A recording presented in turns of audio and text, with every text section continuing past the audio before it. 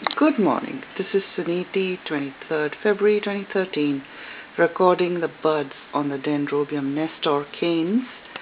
As you can see, they are growing nicely. Here is one of them. And there are still leaves at the bottom of the cane. And if you notice, the bud comes on the opposite side of the leaf, which will drop. This leaf will drop and then the bud will grow bigger.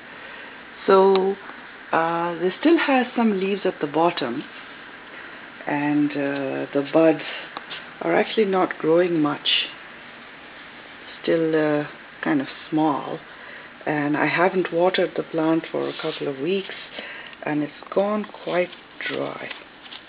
So I am going to water it just a bit to wet the roots, because the plant has to produce the flowers, so it needs some nutrients. So I've been told I should just kind of wet the top, which is what I'm going to do. Let's see. That's it. That's all I'm going to do. And I'll keep you posted onto the progress of this strange cane growing dendrobium with its buds. Thanks a lot. Good morning, this is Suniti, and we're looking at the Dendrobium Nestor update. And so here are the buds, and they are growing quite nicely, I think. Yes. So I had watered it a little bit last week, so against advice. You're not supposed to water it, but just a little bit to wet the roots. As you can see, they're a little bit green, and I have to say the buds are doing all right. So I think you have to be a bit reasonable about watering and not watering, but still remains to be seen until they're in full bloom to see that the Nestor is not really harmed by overwatering. Here's another leaf that's falling out, and wherever the leaf falls out, the opposite side shows a bud. As you can see there's a bud coming up right there. So that's the update on the Dendrobium Nestor. Thanks. Good evening, Suniti here, 26th March 2014, and I'm updating on the Dendrobium Nestor. If you remember, it had buds, and they were creeping up the canes, and now they are fully open. As you can see, it is in full bloom. So those are the dry canes, and those are the beautiful flowers. So these are in bloom, and they are giving out a beautiful fragrance. It smells like candy, bubblegum, body shop fragrances, something like that. Quite sweet and quite heavy. So they do look beautiful, the flowers against the gray canes.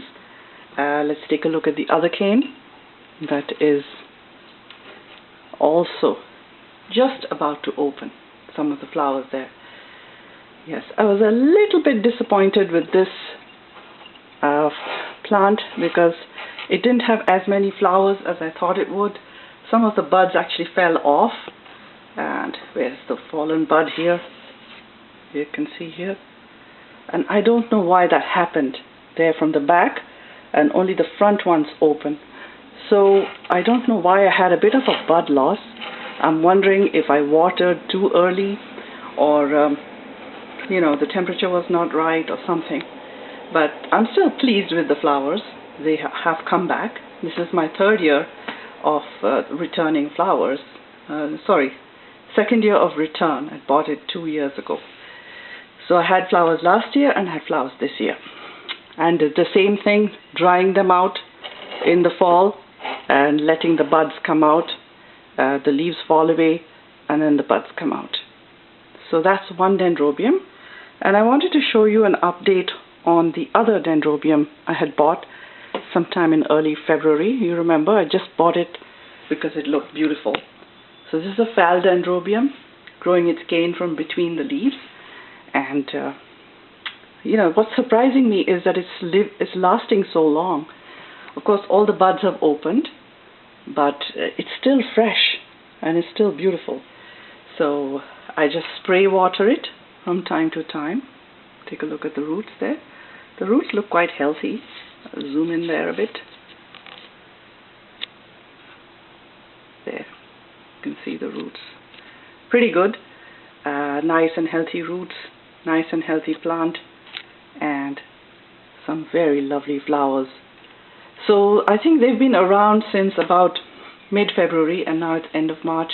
So I've had 6 weeks of excellent bloom time with these dendrobiums. I didn't expect it to last this long, but it has, and it's really been very pleasing.